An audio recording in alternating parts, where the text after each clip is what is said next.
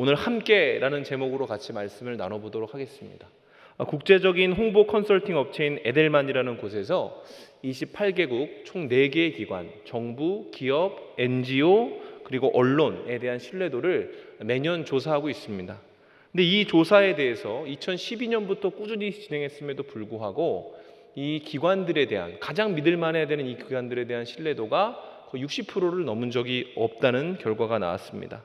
더 심각한 것은 이 조사 대상이 되어지는 국가 28개 중에 3분의 2에서는 50%를 넘지 못하는, 그러니까 신뢰보다 불신도가 더 높은 그런 현상이 발견되었다라고 합니다. 이제 우리나라는 그러면 어떨까? 우리나라의 신뢰도는, 여러분 놀라지 마십시오, 37%입니다. 전체 28개 국가 가운데서도 꼴찌에서 4번째에 위치하고 있는 거죠. 아주 심각하다는 겁니다. 이에 대해 전문가들은 사회 안에 이렇게 불신의 농도가 짙다라는 것은 그 구성원 개개인의 삶이 불안과 이기심에 잠식되어 있을 것이라는 증거가 된다, 이렇게 이야기를 하고 있습니다. 그리고 이러한 현상이 계속된다면 그 사회는 극한의 이기주의로 나아갈 수밖에 없고, 그렇게 되는 경우 이제 함께라는, 공동체라는 고귀한 가치가 상실될 수 있다. 그러니 빨리 이 불신을 신뢰로 옮겨야 된다, 이렇게 조언하고 있습니다. 요즘 우리 사회가 보는 모습을 보면, 우리 사회 가운데 있는 모습을 가만히 보면 이 불안의 문제가 굉장히 대두가 되고 있습니다. 극한의 경쟁과 생존을 위한 발버둥이 우리 삶의 일상이 되기 시작하면서 어느새 공동체성이라는 이야기는 굉장히 낯설고 부담스러운 이야기가 되었습니다. 공동체적으로 살아야 돼, 이런 얘기를 하면 내 코가 석자인데 무슨 얘기냐, 이렇게 반문하는 사람들이 점점 많아지고 있다는 거죠. 근데 문제는 이렇게 공동체적인 삶, 그러니까 내가 누군가와 함께 어울리고 함께 걸어가는, 동행하는 삶에 대한 인식이 적어지기 시작하니까 우리 성품에 문제가 생기기 시작했어요. 그게 뭔지 아세요? 우리가 인색해지고 뭔가 잔인해지고 우리 삶이 딱딱해지고 있다는 것을 느낍니다. 더 이상 누군가를 배려하거나 다른 사람들의 감정을 공감하는 것에 대해서는 관심이 없고, 옆에 사람이 어떻게 되든지 상관없이 나만 잘 되고 나만 아프지 않으면 되는 거 아닌가? 이렇게 질문하는 현상들이 일어나고 있는 거죠. 근데 이렇게 자기를 위해서 집중하며 사는데 문제가 뭐예요? 내 안에도 평안이 없는 겁니다. 난 나를 위해 열심히 사는데 왜 내 안에 평안이 없을까? 내 안에 기쁨이 없을까? 왜 내 마음에 이렇게 불안과 가난함이 자리 잡고 있을까? 이런 질문들을 공동체의 구성원들 하나하나가 던지기 시작했다라는 겁니다. 여러분, 신뢰라는 뜻을 가진 영어 단어 트러스트는 그 말의 뿌리에 보면 편안함이라는 말을 어근으로 한다고 합니다. 편안함. 이런 맥락에서 우리 안에 잡은 그 신뢰가 있기 위해서는 우리의 삶에 평안이 있어야 된다는 얘기예요. 그러니까 지금 우리가 신뢰, 믿음을 주지 못하는 이유, 믿음을 가지고 살아가지 못하는 이유는 우리 삶이 평안함에 노출되어 있지 않다라는 겁니다. 우리는 평안한 삶이 아니라 불안한 삶을 살고 있다라는 거죠. 왜 그렇습니까? 모든 것을 내가 해내야 된다라고 생각하기 때문에 그렇습니다. 여러분, 편안함이라는 것은 챙김받는 사람이 누릴 수 있는 거죠. 내가 누군가에게 돌봄을 받고 있다, 나를 지켜주고 나를 지지해주는 누군가가 있다는 것을 인식하면 편안해집니다. 근데 반대로 모든 것을 내가 해야 되고 모든 것이 나의 책임이라고 생각하면 그 사람의 인생 가운데에는 경직이 있습니다. 피곤하고 여유가 없죠. 작은 것에도 신경이 예민해져서 작은 것에 빵빵 터지게 되는 겁니다. 그리고 이렇게 살아가는 사람은 그 마음의 경계가 점점 높아지는 거죠. 성벽이 점점 높아져서 다른 사람에게 나아갈 수도 없고 다른 사람을 내 안에 들어오게도 할 수 없는 사람이 된다라는 것이죠. 이런 상황을 반전시키기 위해서 우리에게 필요한 것이 있다면 뭡니까? 우리도 돌봄을 받아야 됩니다. 우리의 삶을 책임져 주는 존재, 내가 기댈 수 있는 존재, 내가 어려울 때 내 어깨를 다독여 줄 수 있는 존재를 가지고 있어야 된다는 거죠. 믿음의 대상, 신뢰의 대상이 필요하다는 얘기입니다. 여러분, 그리스도인이라는 말은 믿음의 대상을 가지고 있다는 얘기입니다. 그렇다면 여기서 우리가 질문해 봐야 되는 것이 있죠. 그렇다면 우리가 가지고 있는 그 믿음이 우리 삶의 평안을 허락해 주고 있습니까? 그 믿음을 근거로 한 여러분의 삶에 있는 생동감과 용기는 건강하게 유지되고 있습니까? 안타깝게도 대부분의 많은 크리스천들이 이렇게 질문하면 고개를 갸웃거립니다. 하나님의 챙김을 느끼기보다 내 힘으로 해야 되는 것들을 더 많이 떠올리게 되기 때문에 그렇습니다.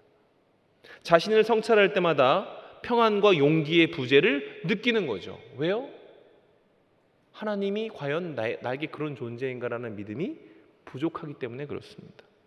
입으로는 하나님을 신뢰한다고 하는데 실제로는 누구보다 자신을 믿는 사람처럼 살아가는 거예요. 누구보다 자기 주도적이고 자기 중심적인 신앙과 삶의 가치관을 가지고 사는 겁니다. 이 부분이 아쉬운 이유는 그 방식으로는 여러분 하나님이 우리에게 허락해 주실 가장 귀한 선물을 우리의 것으로 삼을 수 없다는 것 때문에 그렇습니다. 가장 귀한 선물이 뭡니까? 평안이에요. 평안. 주님이 부활하셔서 우리에게 주신 것이 뭐냐면 평안이었습니다. 여러분 신앙이란 뭡니까? 신앙이란 의존적인 것입니다. 예수님을 모르는 사람들은 왜 신앙생활을 해? 이렇게 물어보면 내면이 튼튼해지잖아, 멘탈이 강해지잖아 이렇게 얘기하지만 여러분 하나님을 믿으면 하나님께 기대는 삶을 살게 됩니다. 내 힘과 능력이 고양되는 것이 아니라 하나님 앞에 겸손해지고 내가 할 수 없는 것이 많아진다는 것을 인정할 수밖에 없는 상황으로 하나님이 우리를 이끌어 가신다는 거죠. 근데 그럼에도 불구하고 이상하게 강한 사람이 되는 겁니다. 이상하게 활력적이고 이상한 용기를 가진 어두운 곳으로 나아갈 수 있는 담력을 가진 그런 사람으로 살아가게 되는 게 기적적인 모습이죠. 왜 그렇습니까? 우리가 내가 부족하다는 것은 알지만 하나님이 어떠하심을 알기 때문에 그렇습니다. 여러분 제가 읽어드리는 것에 동의한다면 한번 아멘이라고 조용히 한번 얘기를 해보십시오. 예수님은 우리의 보호자이십니다. 아멘입니까? 예수님이 우리의 삶을 인도하십니다. 아멘입니까?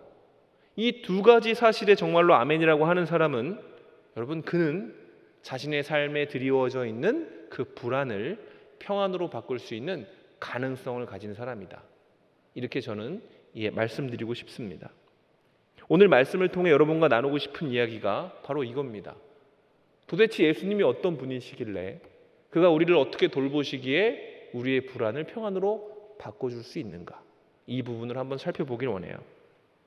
오늘 본문은 주여 어디로 가시나이까? 라는 베드로의 질문으로 시작이 되죠.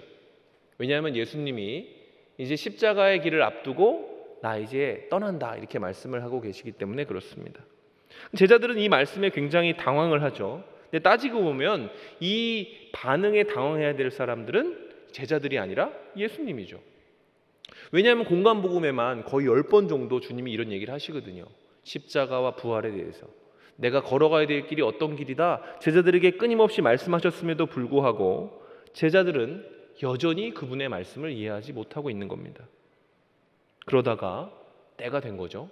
이제는 정말 그때가 다가와서 주님이 가셔야 되는 순간이 온 겁니다. 그래서 주님은 더 진지하게 제자들을 다 다락방에 모아놓고 이 이야기를 하신 거예요.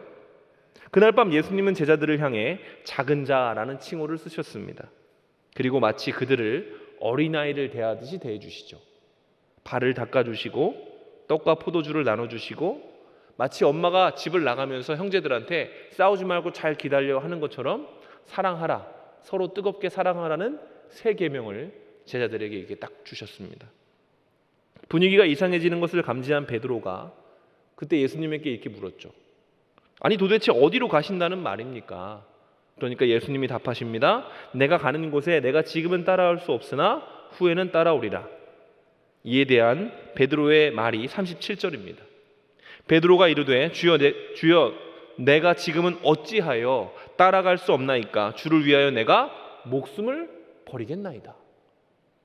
여기서 주를 위하여라는 말을 원문으로 보면 대신해서라는 뜻이 있습니다. 그러니까 베드로는 지금 이렇게 말하고 있는 거예요. 주님이 죽으실 필요 없습니다. 내가 대신 죽으면 됩니다. 베드로는 자신을 아이처럼 대하는 예수님을 향해 나를 아이 취급하지 마세요라고 지금 얘기하고 있는 거죠.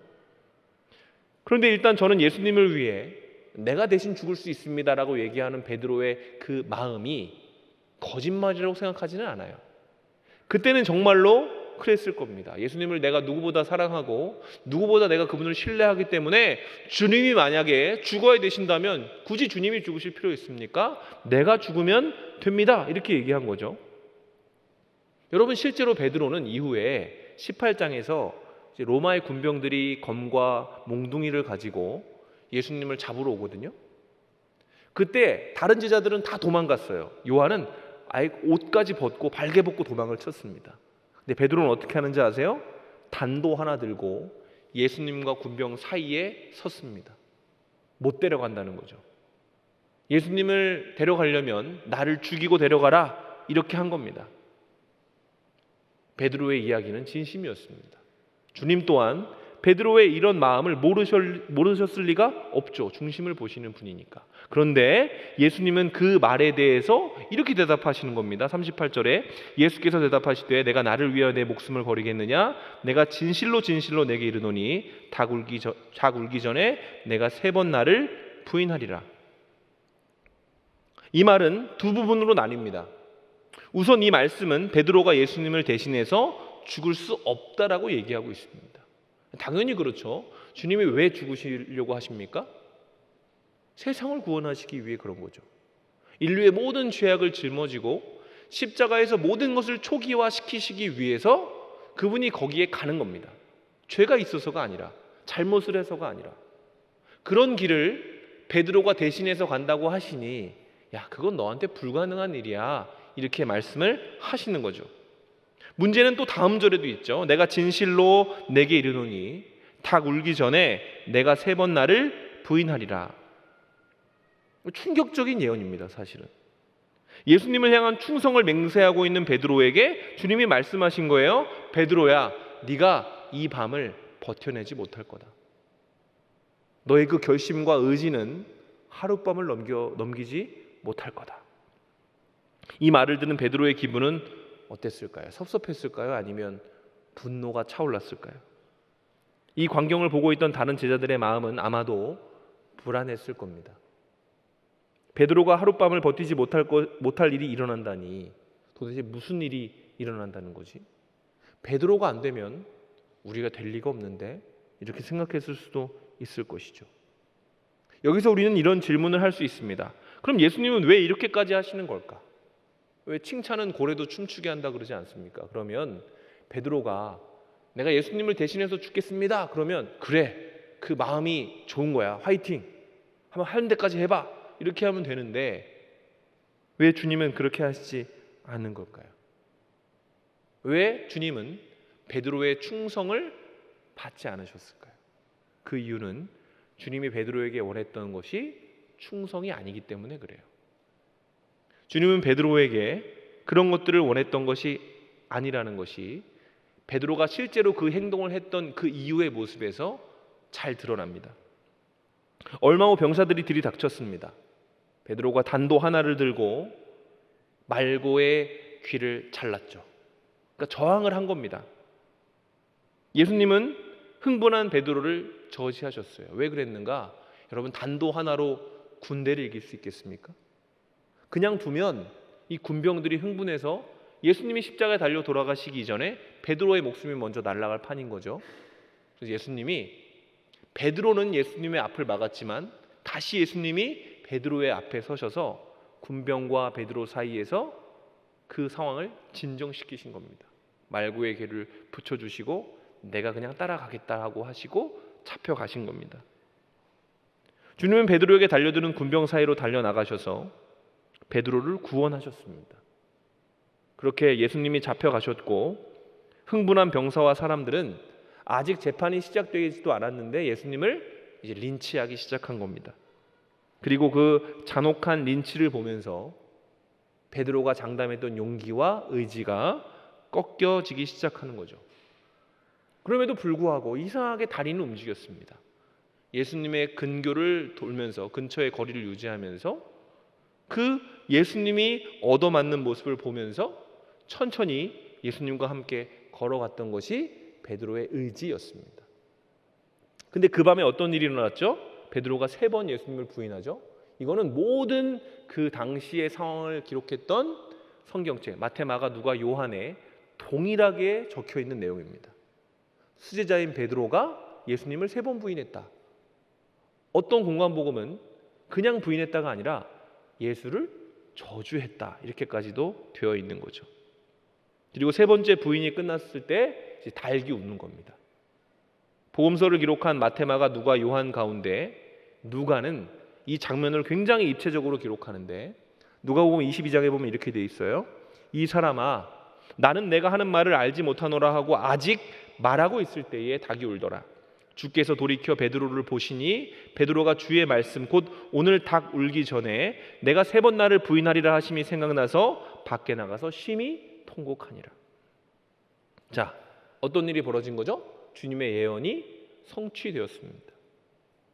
베드로의 장담이 하룻밤을 넘기지 못한 거예요.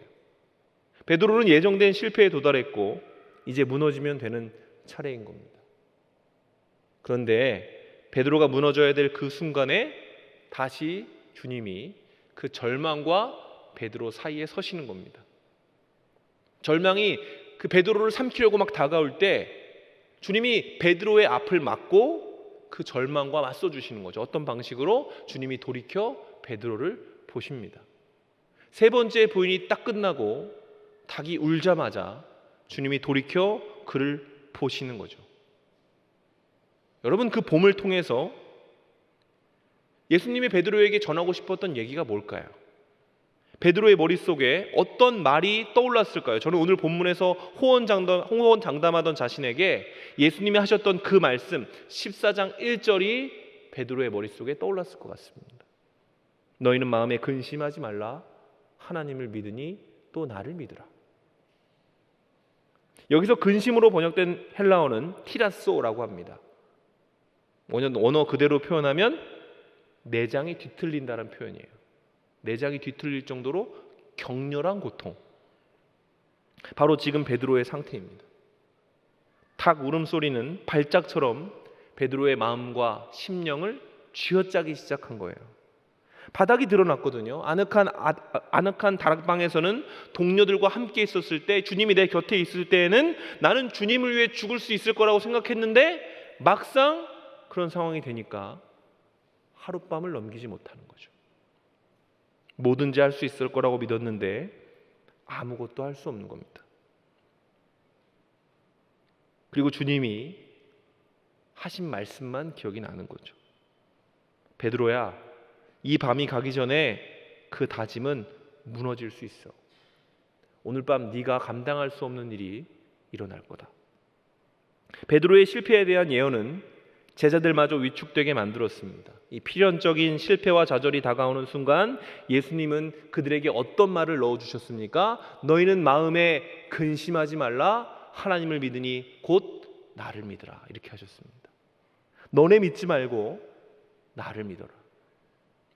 신앙생활을 하다 보면 좌절과 실패라는 순간을 경험하게 되어져 있습니다. 신앙생활에 천재는 없거든요. 타고난 사람은 존재하지 않거든요. 굳게 다짐한 것을 지켜내지 못할 때가 있고요. 내 수준과 실력이 주님의 수준을 도저히 따라가지 못한다는 생각이 자주 들게 됩니다.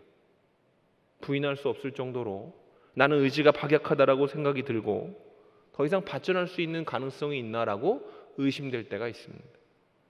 그 끔찍한 패배감 속에서 절망이 우리를 향해 달려드는 겁니다. 우는 사자처럼. 여러분, 실패는 우리를 어디로 이끌어가는지 아십니까? 낙심에 근심에 낭떠러지로 우리를 몰아가죠. 마음의 경랑 속으로 던져지고 다짐이 진심이었던 만큼 내가 실패했을 때 창자가 뒤틀리는 겁니다. 나 진짜로 제대로 해보려고 한 건데 안 됐네. 눈앞이 캄캄해지고요. 비명도 나오지 않아요. 하나님을 향한 마음이 진심이었을수록 여러분이 죄에 대해서 무너질 때 고통스러운 겁니다. 너무너무 아픈 겁니다. 또 망가뜨리고 말았다라는 좌절감. 정말 지긋지긋하게 성장하지 않는구나라는 그 좌절감. 그 패배감은 자기 자신을 구제불능이라고 정의하게 만들죠. 그런데 오늘 성경은 우리가 그런 마음속을 헤매고 있을 때에 주님은 다른 말을 하고 계시다라고 얘기하죠. 너희는 마음에 근심하지 말라.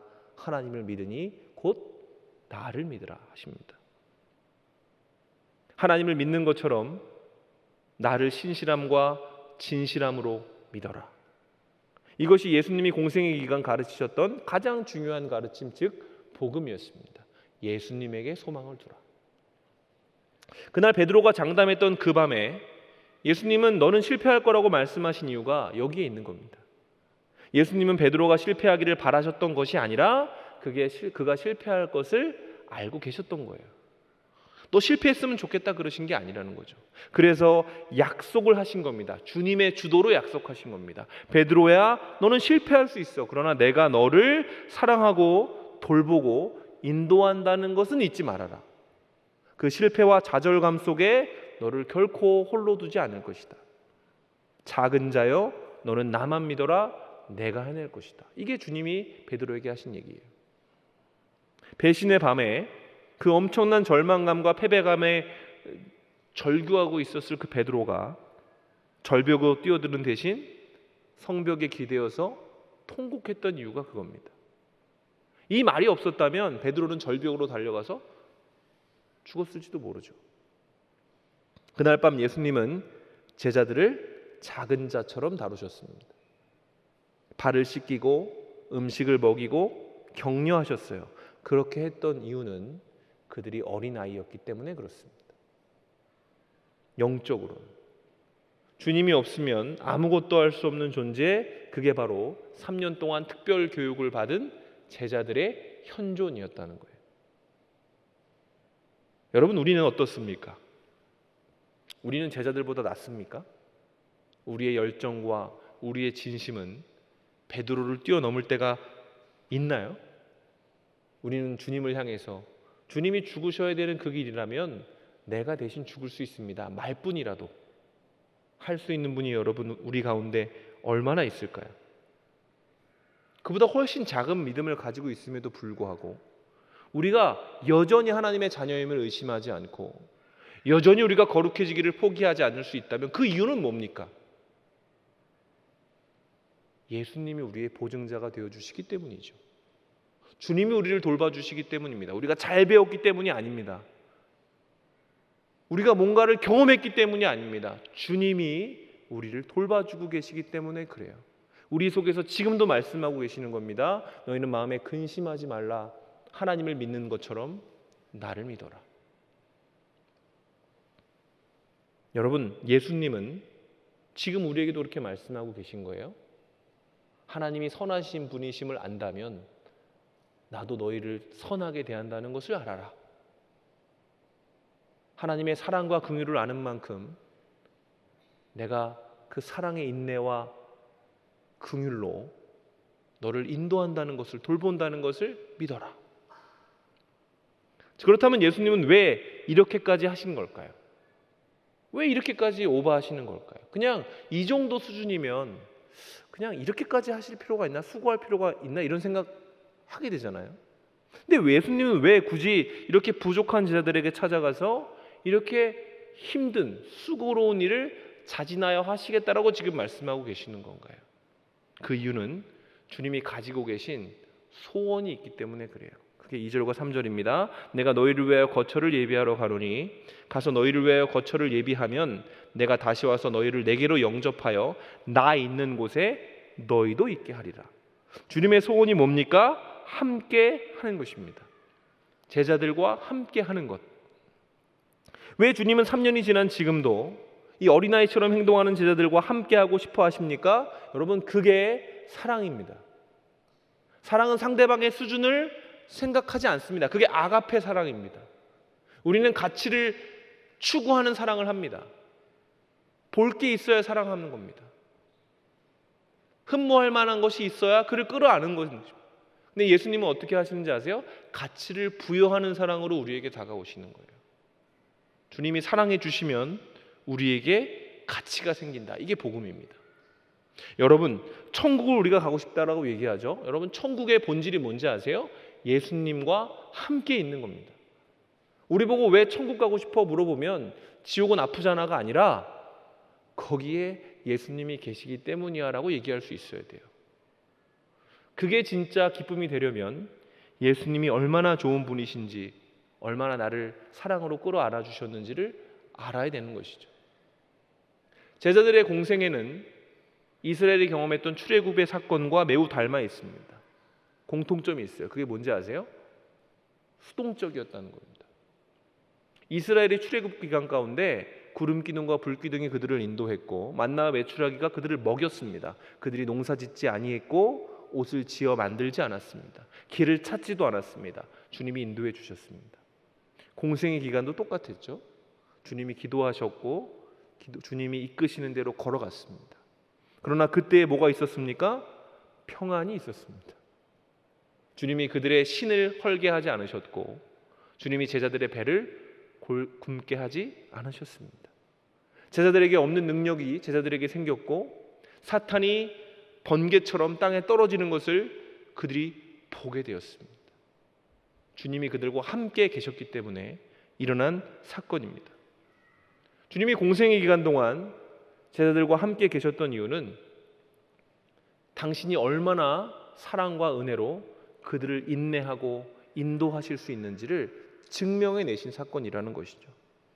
예수님은 4절에서 분명하게 말씀하십니다. 내가 어디로 가는지 그 길을 너희가 아느니라. 이것은 베드로가 처음에 질문했던 것, 주여 어디로 가시나이까에 대한 예수님의 답이에요. 답. 그 질문에 대한 답입니다. 이겁니다. 베드로가 물어봤죠. 주여 어디로 가시길래 자꾸 우리를 떠난다고 말씀하십니까? 주님이 4절에서 이렇게 얘기하는 겁니다. 이렇게 말씀하시는 겁니다. 내가 어디를 가겠니? 이게 4절입니다. 내가 어디로 가는지를 너희도 안다. 내가 너희를 떠나겠니? 이게 예수님의 답이라는 거죠. 여러분, 우리는 믿습니다. 뭘 믿습니까? 주님의 사랑이 우리의 사랑보다 훨씬 크다는 걸 믿는 거예요. 내 능력과 내 의지가 내 실력보다 주님의 열심이 우리의 모든 삶의 문제들을 삼킬 것을 우리는 믿는 겁니다.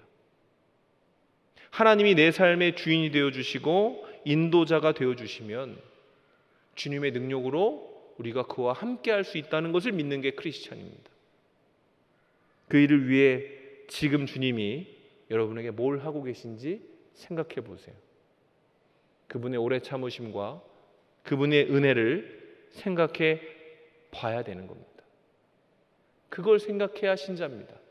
내가 뭘 해야 되지를 먼저 생각하기 이전에 하나님이 뭘 하고 계신지를 생각할 줄 아는 사람이 크리스찬이라는 거예요. 그걸 알아야 우리가 정말로 주님이 원하는 그 행동으로 우리를 성숙한 자리로 나아가게 만들 수 있는 것입니다. 말씀을 마무리하겠습니다. 오늘날 세상에 가득 찬 불안의 원인은 신뢰의 대상을 오해했기 때문에 생기는 증상입니다. 요즘 사람들이 가장 많이 얘기하는 건 나를 믿는다는 거죠.